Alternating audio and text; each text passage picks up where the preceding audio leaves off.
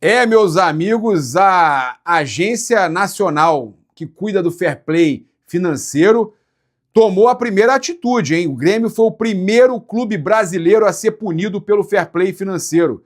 A agência restringiu o Clube Gaúcho de registrar novos jogadores. Isso é importante. Olha só, não vou torcer para que os times se deem mal, etc., mas isso é muito importante. Não dá mais para a gente ter no futebol brasileiro essa irresponsabilidade que a gente tem visto.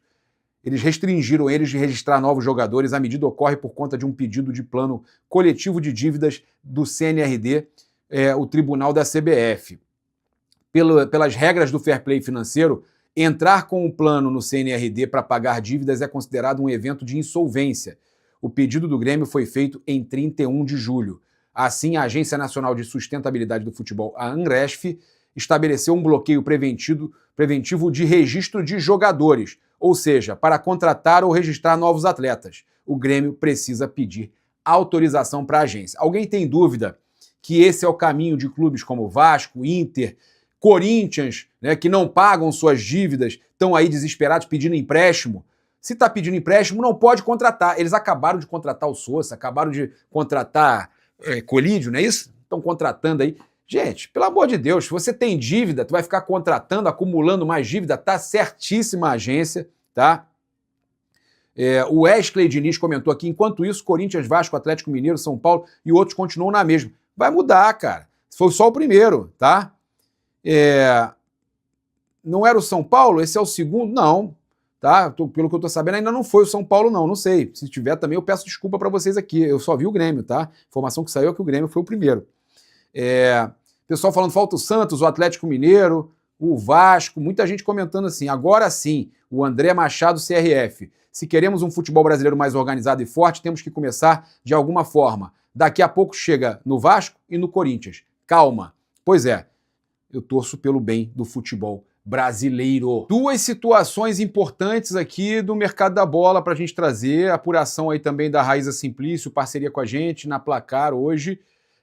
A Raíza Simplício trouxe que o Flamengo está no mercado de novo. Desde que se classificou na Libertadores, o Flamengo voltou ao mercado e pode tá contratando 2 jogadores. O Flamengo, nesse momento, vai deixar ali a meia, segundo a Raíza Simplício, para frente, mais para o final do ano. Tá? O meia, que seria a opção para o Arrascaeta, o Flamengo entende que com o Paquetá, o Samuel Lino também faz ali quando precisa, o Carrascal está indo bem, os jogadores que o Flamengo tem à disposição para o meio estão suprindo. Então, ela trouxe que a prioridade do Flamengo, né, Otinho? A prioridade do Flamengo é ponta e atacante. Um ponta e um atacante. E o Flamengo não vai gastar muito nessas contratações. Não vão ser jogadores medalhão, tá? O Flamengo vai deixar isso mais para frente. Primeiro, o Flamengo vai tentar ter o lucro desportivo com os atletas que já tem, vai tentar aumentar as premiações, ganhar títulos, fazer vendas aí pontuais, jogadores mais jovens e tudo mais, mas mantendo o seu elenco principal. O Flamengo vai trazer, então, tanto nessa janela ou na próxima, pelo menos é o que se acredita, tá? A informação da Raíza é que o Flamengo vai buscar, não é nem trazer, buscar esses jogadores de scout, ou oportunidades de mercado, mas jogadores jovens. O Flamengo quer rejuvenescer o seu elenco e não quer pagar caro nas contratações. O Flamengo está avaliando aí jogadores jovens e com números interessantes e que podem ser boas contratações, mas com valores mais reduzidos. O famoso scout e também oportunidades de mercado enquanto a janela não fecha. O Flamengo segue aí de olho, mas pode acontecer, tá? Pode acontecer de não conseguir contratar nessa janela, somente na do final do ano. E o Flamengo, então, entende, tá? Há um entendimento interno que tem um elenco fortíssimo, que já tem o maior elenco da América.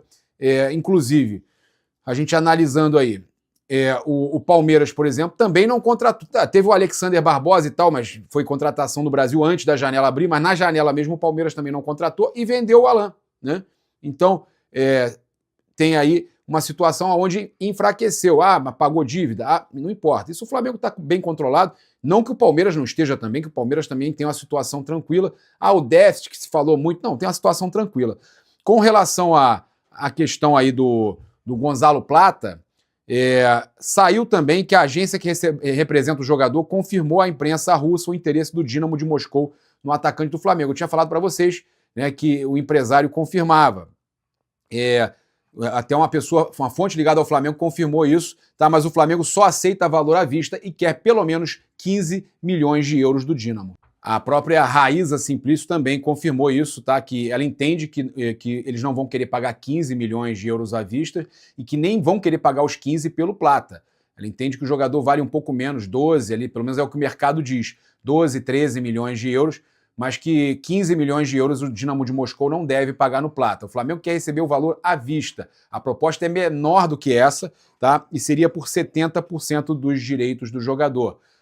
Vamos ver como que o Flamengo e o Dínamo vão negociar isso aí, se vão chegar num valor pelos 70%, um valor à vista, mas o Flamengo já trouxe essa informação mais cedo, gostaria de contar com o jogador até o fim da temporada, tá? Então são essas notícias aí de mercado da bola.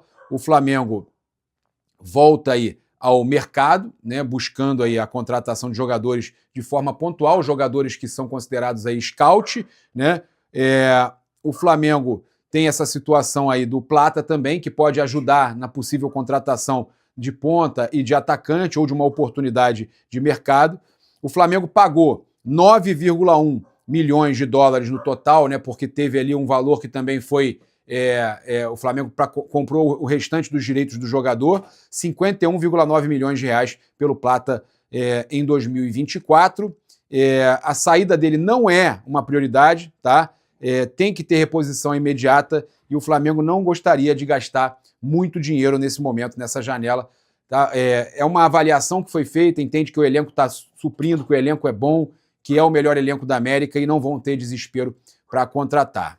Tá? Então, a ideia do Flamengo, isso aí eles não vão assumir, a própria Raíza falou que o Flamengo vai procurar os jogadores de scout e vai evitar um medalhão, mas a ideia é chegar a um valor que permita uma nova investida no Luiz Henrique do Zenit, mas isso é informação do Globo. Só que eu vou dizer para vocês o seguinte, o que eu estava sabendo é que o Flamengo estava deixando isso baixo, não estava desesperado para contratar o Luiz Henrique, e que o Luiz Henrique poderia ficar mais para o final do ano. Vamos ver o que vai acontecer, né, gente? A informação que eles passam é essa. A Raíza teve a mesma informação, que eles vão fazer aí scout, buscar oportunidade de mercado e vão evitar medalhão nesse momento. Mas uma boa venda do Plata pode acabar dando um respiro e o Flamengo podendo aí chegar num valor aí interessante, uma negociação interessante com o Zenit. E aí, será que vem agora? Será que vem final do ano? Eu tenho certeza que o Flamengo, até o final do ano, contrata mais jogadores aí e vai tentar rejuvenescer o seu elenco. E olha, o De La Cruz ainda pode deixar o Flamengo, tá? Vou falar aqui sobre isso, informação aqui importante da Flazzone. Peñarol não desistiu de La Cruz, segundo El Observador. Marcelo Solomita, integrante da comissão de contratações do Peñarol, continua trabalhando para tentar viabilizar a chegada do meia do Flamengo, segundo o refere do El Observador. O principal obstáculo segue sendo financeiro. Até o momento não existe uma nova proposta formal nem confirmação de retomada das negociações entre os clubes, mas o De La Cruz pode deixar o Flamengo, visto que não tem nem sido utilizado, né? É importante a gente falar aqui que o Flamengo ganhou essa semana livre para recuperar jogadores, e o De La Cruz é um dos jogadores que o Flamengo está recuperando, né? O Léo Pereira também estava cansado, mas volta a ficar à disposição, não era nada de lesão. O Flamengo tenta recuperar Vitão, Alexandro e o De La Cruz, que vira e mexe tem algum novo problema, né? Mas essa semana serve para isso. Agora, falando ainda sobre a questão do De La Cruz e quanto o Flamengo gastou no volante, eu estava aqui com parceria com essa página Flazzone e eles trouxeram aqui, ó. Nicolás De La Cruz teve 95 jogos pelo Flamengo, 66 como titular, 4 gols, tá? 4 gols. Realmente é volante, né, gente? É volante, não tem assim uma entrega de gols muito grande, não é jogador que vai ter muito gol. 7 assistências também, eu acho baixo, tá? Para um meio-campo, baixo. 11 participações em gol, tá? Contando assistência. é uma média de quase 10% dos jogos que fez, é realmente baixa, tá? O Flamengo gastou 102 milhões na contratação de reais, e o custo base total, com impostos, com tudo, 146,8 milhões, tá? Custo total aproximado por participação em gol, 13,35 milhões. É realmente uma situação aí que assusta, né? Você contratar um jogador que você paga 13,35 milhões por participação em gol, é loucura, é loucura. A gente tem aí, então, uma situação que, para o Flamengo, nesse momento, pelo alto salário que tem, e isso aí eu acho que não está nem contando salário, tá? Não está nem contando salário. Para o salário que tem, é melhor liberar, era melhor rescindir, mas os caras não querem arcar, querem que o Flamengo ainda ajude com o salário, aí também, né? Que é mole, senta no pudim, né? Mantendo aqui essas postagens aqui do Flazone, que eles estão trazendo aqui, por exemplo, o quanto saiu cada gol com cada jogador que tem tido esses problemas, assim, para não tem conseguido dar uma sequência no Flamengo. Por exemplo, o Everton Cebolinha, que o Flamengo até ainda pode negociar e tal, mas o Krasnodar lá, o presidente, desistiu, e que o Flamengo, são jogadores que o Flamengo gasta muito dinheiro com o salário. Everton Cebolinha, De La Cruz, o Alan, que está no Corinthians, né? Esses 3 jogadores, olha só, o Cebolinha, por exemplo, ainda teve mais jogos do que o De La Cruz. São 191 jogos, 100 como titular, 21 gols, 25 assistências, 46 participações em gols em 191 jogos. Ainda é baixo, tá? Ainda é baixo. O custo total da aquisição, 97,74 milhões. Custo base com impostos, 142 milhões, tá?